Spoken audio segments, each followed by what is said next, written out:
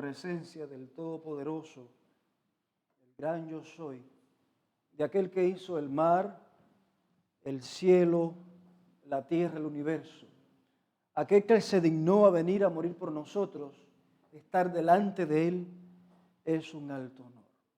Nunca podemos perder de vista delante de quién estamos.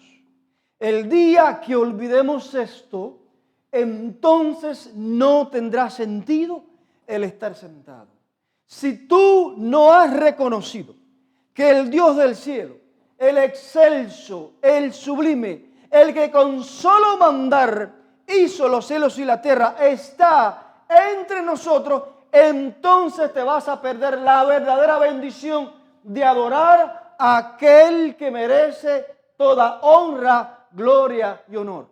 El salmista se expresó. Salmo 84, el salmista está expresando y escribiendo lo que se siente al estar en la casa de Jehová, lo que se siente al estar en el lugar donde Dios ha escogido para conectarse, para intimar, para reflexionar con Él. No sé ustedes, pero particularmente he sentido momentos en que quiero desconectarme, he sentido momentos en que no quiero conversar, he sentido momentos de estar en soledad, en quietud, en no pensar en las escaseces, en olvidarme de los viles, olvidarme de la vorágine de toda una vida para tener un espacio donde en la quietud yo pueda redefinir mi vida, organizarla.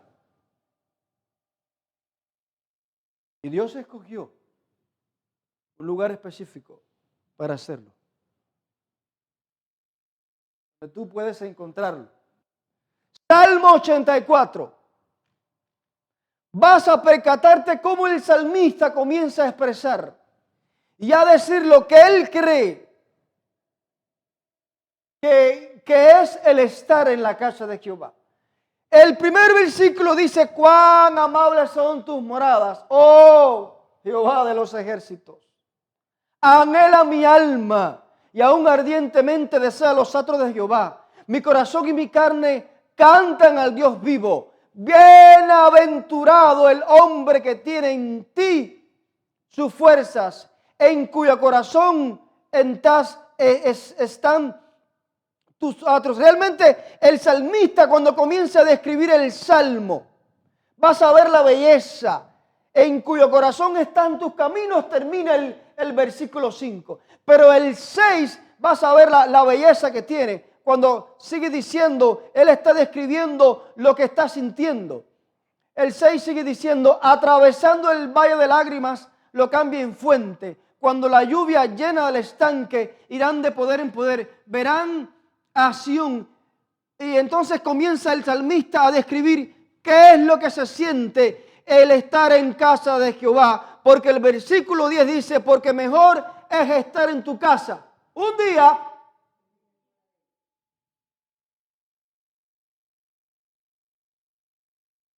dichoso el hombre que está permanentemente en tu casa. El pasaje bíblico para esta mañana establece para los hebreos que vivieron en aquel tiempo un escándalo. Jesús que está muriendo en la cruz del Calvario, pero aún los israelitas están ofreciendo el cordero. Jesús había venido como cordero, pero todavía estaban sumidos en la tradición.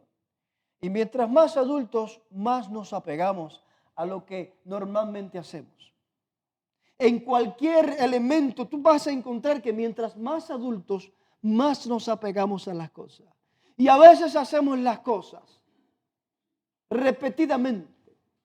El pasaje bíblico establece, Mateo 27:51, dice: y he aquí el velo del templo se rajó en dos, de arriba abajo, y la tierra tembló y las rocas se partieron.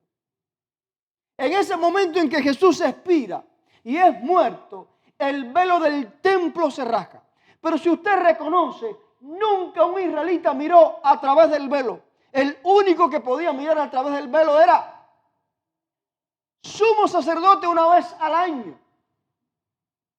Por lo tanto, un israelita ordinario nunca pudo ver lo que sucedía detrás del velo. Déjeme decirle que después que Israel sale de Egipto, Dios le dice, Éxodo 25:8, y me harán un santuario y habitaré en medio de ustedes. El Señor les manda hacer una carpa armable y desarmable. Pero la manifestación de Jehová se sostenía cada vez que venía un sacrificio en el lugar santísimo. Y esa manifestación era visible no solamente para Israel, sino para las naciones vecinas. De modo tal que un israelita se sentía confortado, se sentía alegre de que el Dios de ellos se sostenía o hacía elementos visibles. No así con Baal. Baal no tenía elementos visibles a menos que Dios le permitiese a Satanás engañar a muchos.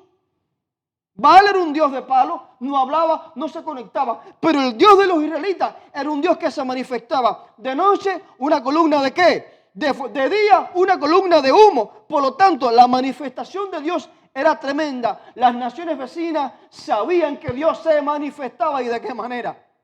Después que el Mar Rojo se abrió, esto sucumbió y surcó el aire y llegó a todo rincón de los paganos diciendo, el Dios de Israel se manifiesta, el Dios de Israel se hace sentir. Por lo tanto, cuando Dios erige un santuario, era para que el oferente llevara el sacrificio y a través de él tuviese o estableciese la paz. Había una ofrenda que se llamaba la ofrenda de paz. Tú llevabas el cordero y casi la mayor parte del cordero regresaba contigo para celebrarlo con tus amigos. Establecía la paz como que salías con paz. Y la paz es necesaria. Conversaba con mi hija en la mañana.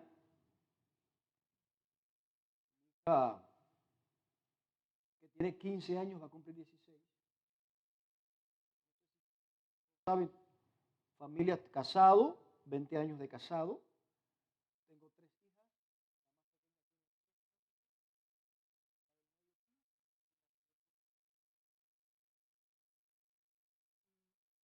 Ella había tenido una situación y había perdido la paz con cierta persona que estimaba. Y le era difícil porque hay palabras que hieren tanto que te dejan marcas. Yo le dije, por mucho que le aconsejaba, ella no quería establecer nuevamente la relación. Y se me ocurrió decirle, establece relaciones no porque quien te dio lo merezca, sino porque tú necesitas paz.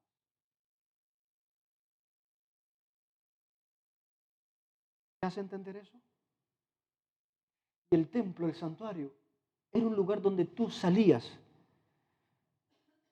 con tranquilidad. Por lo tanto, cuando el santuario desapareció, representaba para los hebreos un elemento que extrañaron. ¿Se acuerdan cuando Salomón erigió el primer templo, preparado por David? ¿Cómo se llenó la casa de humo? ¿Cómo los israelitas lloraron porque extrañaban esto? ¿Cómo el Señor se manifestó? Pero más triste fue cuando el primer templo fue destruido. Cuando el primer templo fue destruido era como acabar con el orgullo nacional, porque usted tiene que saber que el orgullo nacional de los hebreos era el templo. Cuando tú ves a Lamentaciones, que lo escribió Jeremías, a Jeremías se le llama el profeta llorón, porque se sentó a llorar, porque fue uno de los testigos que vio cómo destruían el templo. ¿Y sabes qué era para los israelitas el haber irrumpido en el templo? La tradición son documentos extrabíblicos, dice, apócrifos, que explican cuál era el concepto, la mentalidad de los hebreos para el templo. ¿Por qué Dios permitió que el templo fuera destruido? Dice, porque había un ángel que se le llamaba The Watchman, el guarda, que guardaba la casa. Este ángel dejaba de velar. Y cuando el ángel dejaba de velar, sacudía las paredes del templo. Entonces, cuando sacudía las paredes del templo, Jehová abandonaba con su presencia el templo se quedaba desprovisto y entonces venían los gentiles y lo destruían. Pero usted puede ver que la mentalidad hebrea, si un hebreo no podía pasar al lugar santísimo, ¿Cómo es posible que Dios podía permitir que los paganos, que los gentiles no solamente destruyeran el lugar santo, sino que entraran al Santísimo y se llevaran los utensilios que eran dedicados para Jehová? Para la mentalidad hebrea era algo de impacto. ¿Cómo es posible que Dios va a permitir que vengan los paganos a mancillar lo que nosotros nunca hemos visto? Y cuando tú vas a la historia de primero, segundo templo, cómo comienzan, cómo los israelitas, para ellos el templo, el orgullo que cuando el Señor Jesús, estando en esta tierra, le dijo que en 3 días este templo va a ser destruido, querían apedrearlo. Porque les estaba empañando su orgullo. El templo para ellos era, por eso es que los discípulos dicen, mira Jesús el templo. Y cuando Jesús le dice, esto va a ser destruido. Ellos no quisieron entender eso. Por eso es que el pasaje bíblico está afianzado sobre la base de lo que pasó en el templo, que el velo se raja. Pero antes de llegar ahí, siguiendo la perspectiva del orgullo nacional del templo, una vez que el templo es construido, estoy hablando ya de un segundo templo, porque el primer templo había sido destruido, hecho por Salomón. ¿Se acuerdan cómo Esdras y Nehemías lo reconstruyeron y trataron y lloraron cuando reconstruyeron el templo? Y qué rico, vuelve otra vez nuestro orgullo nacional. Ahora me estoy adelantando a la era cuando Jesús está en ese segundo templo que fue construido por los romanos, si mal no recuerdo, reconstruido. Jesús entra al templo para purificar. Y en el templo había mucho negocio. Los cambistas estaban vendiendo lo que necesitaban los oferentes. Si tú eras una persona pobre y llegabas al santuario, al templo, en el tiempo de Jesús, y tenías que comprar la moneda del santuario, y en ese cambio había extorsión. Y entonces le subían el precio a los animales para que entonces pudiese tener elementos lucrativos. Por lo tanto, mucha gente iba con intención de comprar y se iban sin comprar.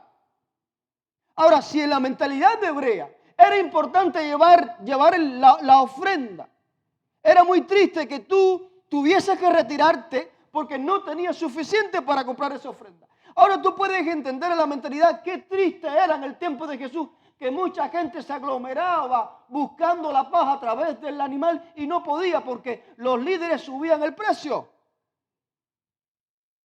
Pero cuando Jesús purificó ese segundo templo, Jesús entró y cogió el látigo, y los sacerdotes, y los esenios, los celotes, los jebuseos, o sea, la categoría que dominaba el templo, vieron a Jesús y dice que la divinidad fulguró a través de su humanidad y tanta autoridad tenía que Jesús que todos los que estaban cambiando y vendiendo, lo que les dio fue por correr. Y dejaron el templo vacío. Y cuando Jesús ve el templo vacío, se sentó en medio del templo y les dijo a los que muchos nunca podían comprar, venga. Entonces estábamos en presencia del verdadero Cordero. Tú no tienes dinero o suficiente para comprar, pero si es que es gratuito, ven. Cuando Jesús se sienta purificando el templo, Él comienza a darle atención a los que nunca habían sido atendidos. De hecho, cuando la Escritura narra lo que pasó en la vez que Jesús purifica el templo, Jesús hizo hasta milagros. Y en estos milagros el que había venido cojo salió corriendo. El que había venido ciego salió viendo. El que había venido inválido salió caminando. Y esto fue un impacto. Pero los que salieron corriendo empezaron a asomarse como diciendo, pero ¿y este cómo es posible? Este no estudió en ninguna escuela. Este no tiene autoridad sobre el templo. Este no es fariseo. Este no es saduceo. ¿Y cómo nosotros nos dio por correr? Y cuando se acercaron, Jesús tenía una multitud alimentándolo, porque Él era el verdadero Cordero. Pero una vez que tú pierdes de vista quién es el que le da sentido al templo, entonces simplemente, tristemente te tengo que decir, tu ofrenda no va a ser válida. No lo va a hacer. Porque Jesús comenzó a alimentar a aquellos que no podían alcanzar. Y después que Jesús hace eso, yo imagino que hubo una cierta molestia económica en el templo, porque después que Jesús mostró que Él era el verdadero Cordero, mucha gente comenzó a seguir y dejó de ir al templo. Ya ustedes pueden percatarse por qué odiaban tanto a Jesús. Es que Jesús todo lo que hizo era contrario a lo que ellos estaban acostumbrados a vivir. Pero ese Jesús que purificó el templo, comenzó a establecer la paz históricamente, aquella que se encontraba desde el santuario hasta esos días, a través de la ofrenda que representaba al mismo Jesús. Estaban mirando a Jesús como un simple, pero no como el Salvador. Y yo no sé si a ti te pasa, pero la iglesia o el templo, en la mentalidad de Dios, fue un lugar que Él eligió para que tú y yo nos encontremos. Si tú comienzas a revisar la historia, ¿a dónde fue a llorar Ana? ¿A dónde fue a llorar? Si tú revisas el Salmo 73, hasta que entrando en el santuario, entendí. El santuario era el lugar donde tú establecías la paz, donde tu vida cobraba sentido, donde tú te sentías que te habías encontrado con Dios. No puede ser posible que tú te vayas de aquí sin tener la convicción de que te encontraste con Dios, de que conversaste con Él, que impactó tu vida, que te sientes diferente, que ahora tiene tu vida esperanza, que ahora estás mirando el futuro, pero con otra dimensión.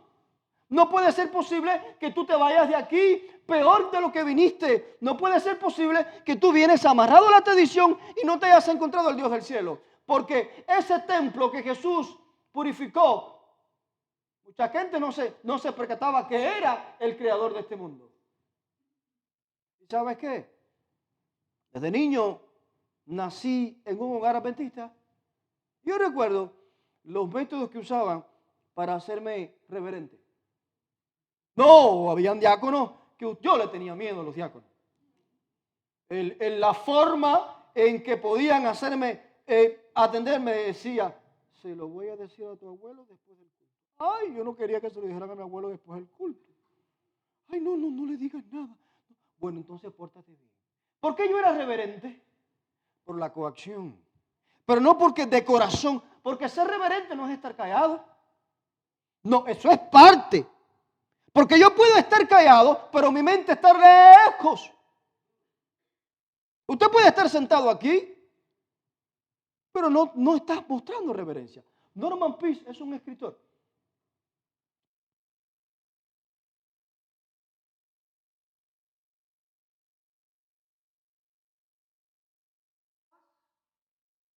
Es una conexión que desde que tú llegas al templo, tú te das cuenta. Tú te percatas que necesitas conectarte con Dios. Y es muy bueno entre nosotros conversar. Hace rato que no te veía, después de la pandemia no habíamos conversado. Pero no te vayas sin asegurarte que tú te has arrodillado en un rincón. De hecho, era parte de podríamos llamarle, era parte de nuestra cultura adventista. Pero al principio de los cultos se escuchaba una música suave y la mayoría venía y se arrodillaba porque encontraba que en casa es difícil. Encontraba que en casa es difícil en casa por la situación y todo lo demás. Y mucha gente llegaba y hasta hacía el año bíblico porque como que encontraba que aquí no es el edificio, es quien llena el edificio. Entonces la mentalidad de hebrea, ellos habían visto una manifestación poderosa. Desde la columna de fuego hasta la columna de nube. Cuando Dios se manifestaba a través del santuario, cuando Dios se manifestó en el templo, pero ahora en esta situación crítica, en lo que hemos establecido en la plataforma bíblica, cuando Dios se hace manifestar en aquel templo que se raja el velo, ¿qué pudieron experimentar aquellos? Porque lo primero que estoy viendo es que, primero, el velo está roto. Pero el que pretende ser el dueño del templo está muriendo.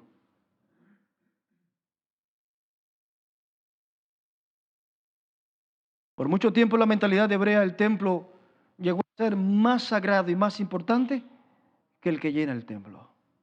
Por mucho tiempo los israelitas le mostraron más pleitesía al edificio que al mismo Dios. Por mucho tiempo los israelitas le prestaron más interés a lo que tiene que ver con el templo en sí que al que llena el templo. Pero es muy reconfortante salir de aquí y habiéndose conectado con el yo soy, tú, habiéndole ofrecido la ofrenda, te vayas con paz para tu casa. Es muy reconfortante, pero es muy infeliz que tú hayas venido y no hayas encontrado el verdadero sentido de lo que es conectarse con el Dios del cielo. La pandemia hizo que nosotros nos alejásemos y tuvimos que comenzar a adorar a través de las redes sociales y le damos gracias a Dios por eso, porque esto ha tenido un alcance único. Sin embargo, Dios nuevamente nos da la oportunidad de reunirnos. Porque el asunto de adorar a Dios tiene varios elementos. El primer elemento que es una adoración corporativa. Y el segundo elemento que es una adoración individual. Cuando las dos se mezclan, entonces hay un verdadero encuentro. Porque cuando yo veo cómo Dios impacta tu vida, me doy cuenta que el Dios que estoy adorando no solamente impacta la mía, impacta la vida de otro. Y eso me ratifica que el Dios del cielo está conmigo. Por lo tanto, la adoración corporativa es importante. Y aunque este no es literalmente el santuario, aunque no es literalmente el templo de Salomón, aunque literalmente no es el segundo templo o el tercero, pero ha sido el lugar que Dios ha escogido para que tú y yo lo encontremos. Y ahora déjeme decirle porque estamos en problemas. Porque si nosotros que hemos demostrado a través de lo que hemos venido hablando, que Dios, cuando 2 o 3 están reunidos, ahí está, que este ha sido el lugar que Dios les ha provisto para conectarse con Él. Si eso es así y que Dios es el que llena el templo, entonces cambia toda nuestra expectativa. Entonces yo tengo que empezar a pensar diferente. Entonces cuando yo entre, yo tengo que saber que estoy entrando al lugar donde está la presencia del Rey de Reyes. Entonces yo tengo que saber que estoy en presencia del que me redimió, del que me creó. Entonces no es que yo me estoy encontrando con este varón, no es encontrarme contigo. Sí, incluye encontrarme contigo, pero más que eso es tener un encuentro a través del servicio de canto, a través de las alabanzas. Era parte de la liturgia, no solamente del santuario, sino de los templos y del nuestro, donde el canto establece el idioma del alma. Por ejemplo, hay cantos que conectan con Dios. Señor mi Dios, al contemplar los cielos y el firmamento, te amo y proclamo, cuán grande. Hay himnos que te conectan, himnos que establecen una relación. Es parte de la adoración, es parte de ello. Y todo lo que tiene que ver con la adoración dentro del templo contribuye a que tú te encuentres con Dios. Aún hasta el diezmo. No es pagar lo que debes. No, es el acto de dar por agradecimiento. Fíjense que el santuario tenía varias festividades. Una de ellas era las primicias, los primeros frutos. O sea que usted, imagínese que usted está en boca de ratón, sembró, usted le dieron una parcela para sembrar almendras. Y esa primera recogida le pertenece al gran yo soy. Eso era la primicia. Tú dices, bueno, pero ¿y cómo pago todo lo que implementé en abono, en riego, en transporte, en sembrado? Miren el sistema israelita, los primeros frutos.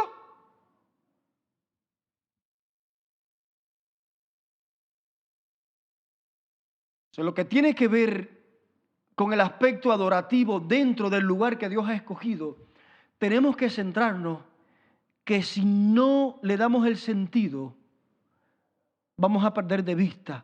Porque la plataforma bíblica, quizás para muchos, cuando el velo del templo se rajó, muchos imaginaron, Dios abandonó el templo. ¿Te imaginas sobrevivir con un templo abandonado por Dios? ¿Qué sentido tiene estar si Dios no está? Por eso es que cuando Jeremías está llorando, en su mentalidad el templo fue destruido, además de la desobediencia, porque Dios se movió. Y como Dios se movió, era como, ahora ¿a dónde yo lo encuentro corporativamente? ¿A dónde vamos a adorar? ¿Cuál es el lugar que yo puedo establecer para ir con Dios? ¿Cuál? Usted me va a preguntar, no, el individual. Pero es que Dios en su plan dejó como importante la adoración individual, pero también fue importante la corporativa. Por eso estableció el santuario. ¿Para qué? Para habitar en medio. Por eso ha establecido el templo, o aceptó lo que Salomón construyó. Y una vez que, si me adelanto la historia, una vez que el templo fue destruido, una vez que la primera vez que fue destruido, que Jeremías dijo, ¿qué es esto, Señor? ¿Cómo es posible? Una vez que volvió a construirse el templo y una vez más volvió a construirse. Cada vez que la destrucción acababa con el lugar, adorar entre escombros, para ellos era difícil. Adorar entre ruinas, para ellos era sumamente difícil. Ustedes saben que finalmente el templo que erigió Nerón fue destruido ya completamente en el año 70. Y sabían que Sestio Galo rodea el templo. Y para los judíos entendidos fue la señal que Dios le dio para salir de Jerusalén. Pero hubo un grupo que se quedó.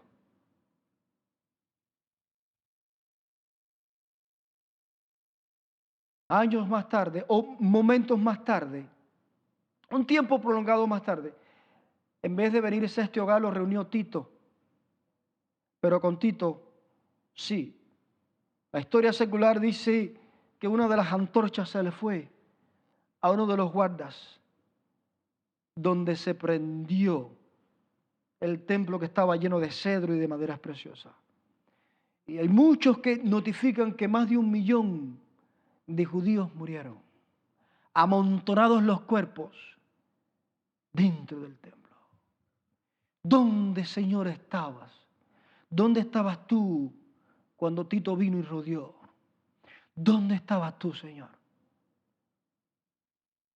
La misma pregunta que se hicieron los hebreos cuando fue destruido el primero, el segundo. ¿Dónde estabas tú? Es lo mismo que se repite en la mentalidad de los recursos extrabíblicos. Cuando el templo ha sido destruido es porque Dios lo ha abandonado. ¿Dónde estabas tú, Señor? ¿Se acuerdan de la historia de Daniel y su fidelidad? ¿Cómo abrían las ventanas hacia el dónde? ¿Hacia dónde? Pero al lugar donde Daniel abría las ventanas era la dirección del templo. Pero en aquel momento, ¿saben en qué condiciones estaba el templo? En ruina. ¿Cómo podría Daniel señalar el templo si estaba en ruina? ¿Cómo podía hacerlo? Porque Daniel estaba convencido que lo más importante no es el edificio. Lo más importante era el dueño del edificio. Estaba convencido, así como que aunque Jeremías lloró convencido de que estaba mirando más allá del templo en ruina, el templo celestial donde miles y miles de millones estaremos adorando los mil años que tenemos en el cielo. Usted imagina entrar en el santuario. Usted imaginó si terrenalmente los templos que fueron erigidos eran lindos, ¿cuánto más ver el templo de Jehová? Cuando venga el Señor en su segunda venida y recoja a los redimidos y nos haga entrar por las puertas, por aquellas puertas preciosas y veamos el templo. ¿Usted ha imaginado ese impacto? donde es el verdadero templo, no un templo hecho de mano, no un templo en el cual los gentiles van a venir a irrumpir, no es un templo en el cual para muchos ha sido abandonado, no es que van a acabar con el orgullo nacional de los adventistas, sino que ya estamos realmente en el verdadero templo. Usted imaginó esta muchedumbre e imaginó a Adán a la cabeza con su esposa Eva venir como representante de la raza humana para entrar en el templo de Jehová. ¿Usted imaginó cuando Adán está entrando en ese templo celestial que se está arrodillando para ponerle la corona de vida? Y ahí yo me meto en un drama emocional, porque cuando uno tiene alegría a veces le da por llorar. ¿Es posible llorar cuando hay mucha alegría?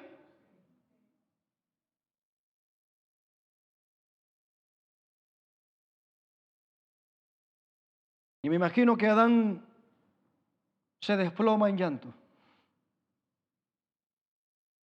y no puede aguantar los deseos de llorar. Y mientras más quiere reprimirse, más lágrimas caen. Y Jesús le dice, ¿por qué lloras tanto? Y Adán no puede ni hablar.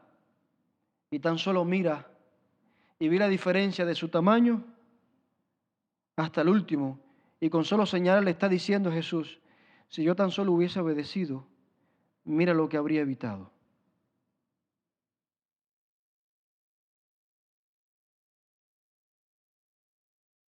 Si tan solo hubiese obedecido, mira lo que habría evitado. Pero ahora Jesús, que es un experto en sanar las heridas, es un experto en pasar la mano en heridas profundas, es un experto en desaparecer huellas, le dice, pero has sido fiel, sobre mucho te pondré. Tu pecado ha sido perdonado y tienes el derecho de entrar al verdadero templo. Porque fue triste, Adán. Fue triste cuando miraste cómo el Edén fue arrebatado, porque Dios depuso el Edén.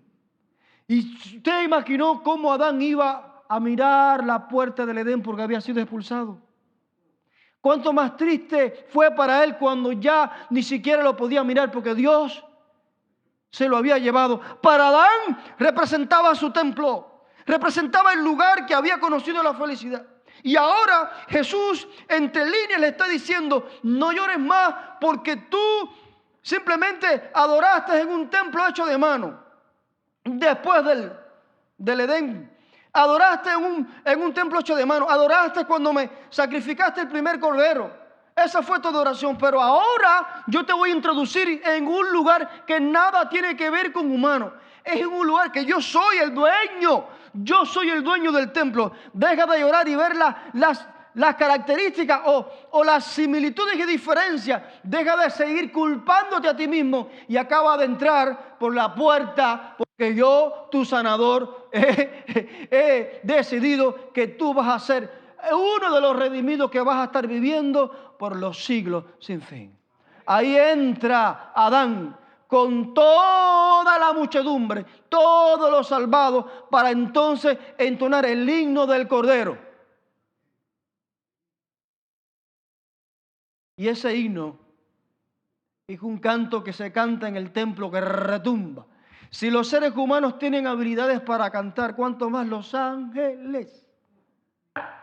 Tocando sus arpas. No sé si usted sabe que Satanás era el director del coro celestial. Y él era el experto, pero ahora hay uno más experto. Y yo veo las bandas musicales porque están entonando el primer canto del primer día de los redimidos en el verdadero. Ahí comenzamos a cantar el canto de Moisés y el Cordero. El canto de nuestra experiencia. Es un canto que se canta, como diría, con lágrimas, recordando. Es un canto que usted está ahí arriba cantando, diciendo, Dios mío, dejamos un mundo donde existían los cementerios. Un mundo donde los hospitales existían, los accidentes. Eso se acabó. Y estoy cantando el cántico de Moisés. Y entonces ese canto es algo que sobresale. Pero aquí te viene la aplicación. ¿Cuántos quieren participar en ese canto? ¿Cuántos quisieran estar adorando en el verdadero templo? Ahí viene la aplicación. Hay que comenzar aquí. Porque una vez que comiences a adorar aquí, entonces no te va a ser difícil seguir adorando allá. Una vez que hayas hecho la costumbre de encontrarte con Él aquí, entonces va a ser sabroso adorar allá. Pero una vez que nunca has encontrado el sentido, que la iglesia te parece un club, que llegas para estar un rato, para establecer una conversación, para mirar a fulano, para mirar a vengano, pero si tú vienes con el sentido de encontrarte con Jesús, entonces es como ya estar viviendo la experiencia de la adoración celestial. Es como por fe estar viendo que ya hoy, ya yo estoy adorando, porque es una extensión, como dice Hebreos 11, no, o sea, como saludándole de lejos, habiéndole alcanzado. Así mismo murió Abraham, así murió José. José dijo, lleven mis huesos. Así murió Jacob. Así murieron tantos que aunque no lo habían vivido, por la extensión decían, ya nos vemos en el verdadero templo. Pero cuán difícil es para nosotros olvidarnos. Y muchas veces llegamos aquí y en la cabeza lo que tenemos es que mañana, si no pago el bill de la corriente, si la renta no está lista, si la letra del carro no está lista, y nos es difícil desconectarnos. Y es más, lo más triste es que venimos a seguir hablando lo que hemos hablado en toda la semana. No, porque el sábado o el día de interacción ha sido el día que Dios ha escogido para que tú reposes y te olvides de todo eso y te encuentres con Él. Porque si no es así, yo no quisiera que el velo del templo de Boca se rasgue, como significando que Dios está retirándose porque sus adoradores no lo están encontrando.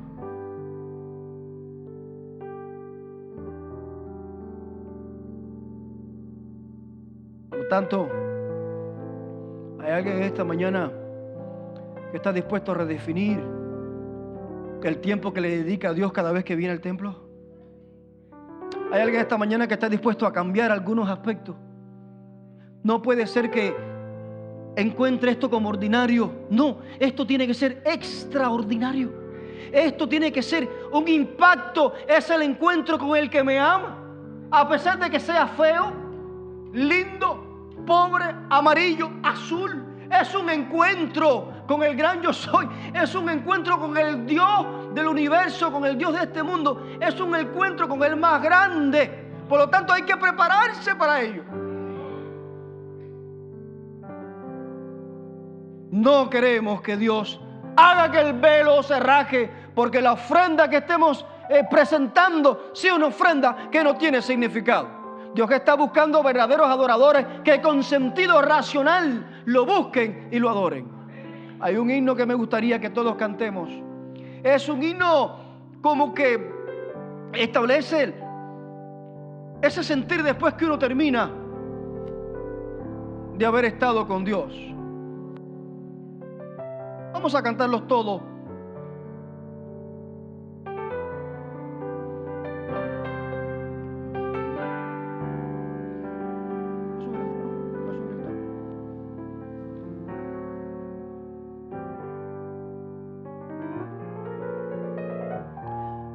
Es un himno que es conocido. Después, Señor, de haber tenido aquí de tu palabra la bendita luz a nuestro hogar, condúcenos hacia allí, de todos cuida, buen pastor Jesús. Es un bello himno que establece lo que debemos sentir hasta que termine el sábado. Cantemos juntos entonces.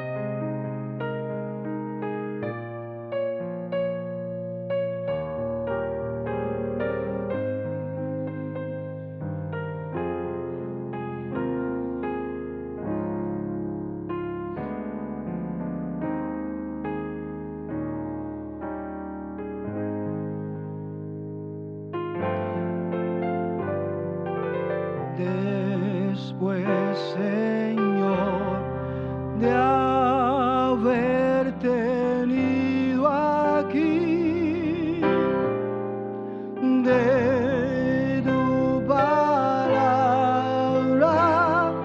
la bendita luz a nuestro hogar, condúcenos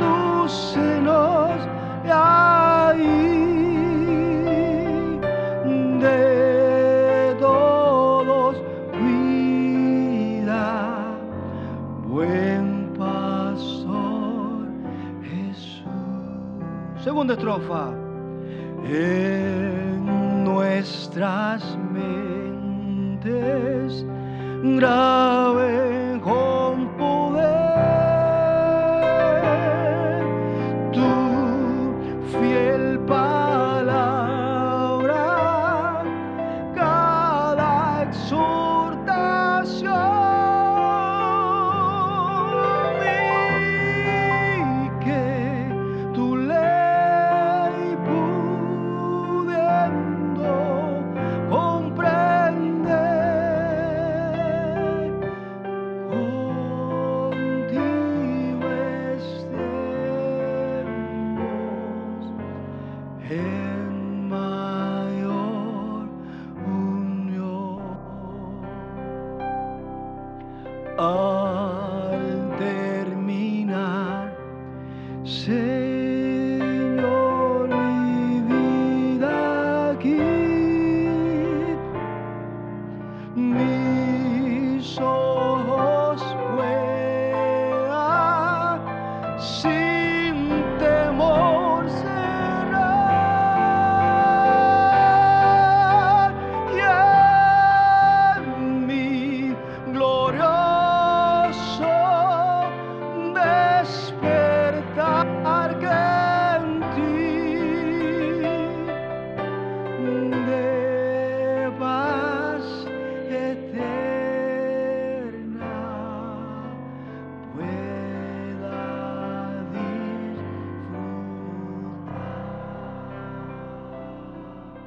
Señor, que estás en el cielo en esta hora, te doy gracias porque el verdadero templo ya está preparado para que nosotros podamos alabarte y bendecirte. Pero queremos que tú nos inspires a cada vez que seamos convocados a esta reunión podamos encontrarnos verdaderamente contigo. Podamos sentir que nos hemos conectado contigo, podamos sentir que hemos tenido una conexión contigo y olvidando todo lo que tiene que ver con ordinario, con secular, nos centremos en una intimidad donde podamos abrirte el corazón y tú puedas ver nuestra desnudez, nuestra vergüenza y tornar nuestro pecado en seres redimidos por la gracia tuya. No permitas que el velo de este templo sea rasgado, que de ningún templo aquel que está conectado o conectada puede entender que al ser convocado necesitamos encontrarnos contigo para que ese día, cuando la corona sea puesta en nuestras cabezas, podamos cantar con toda fuerza el cántico de Moisés y del Cordero. Y si por las fatalidades de esta vida nos tocase morir, que podamos ser partícipes de esa gran y gloriosa primera resurrección, para, Señor, nunca más separarnos de ti. En el nombre de Jesús.